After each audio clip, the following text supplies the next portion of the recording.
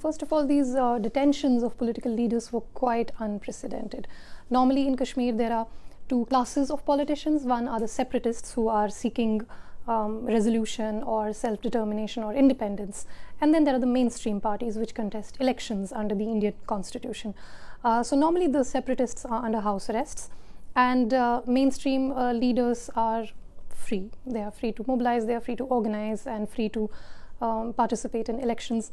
This is pretty much the first time in 30 years that mainstream leaders have been put under detention, and that's a very worrying sign. It's certainly not the way ideally a democracy should work, but these are exceptional circumstances, and I think in hindsight you'll find that the detention of these three leaders, particularly these the main NC and the PDP leadership, was also as a method of safeguarding them from what could have been retribution from the more extreme sections of the population. So yes, it was unfair, but again, under the circumstances, in hindsight, I think we will see that it probably is for the better good.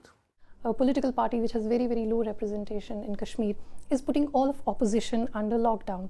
So what's really happening is that democracy is being completely subverted. Mainstream politicians in the opposition, they have every right to oppose the government's decisions. BJP has done it themselves when they were out of power.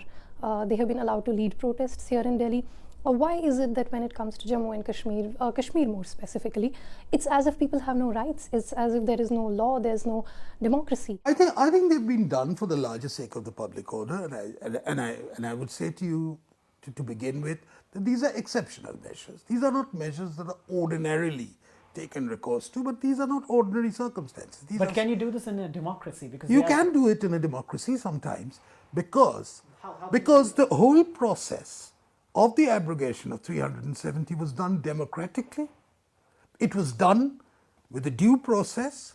It was done with a public announcement of a manifesto.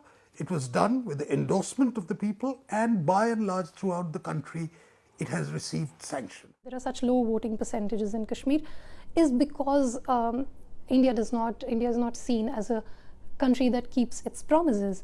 And that is something that should worry not just Kashmiris, it should worry the Indian government, it should worry all Indian political parties which have a stake in power.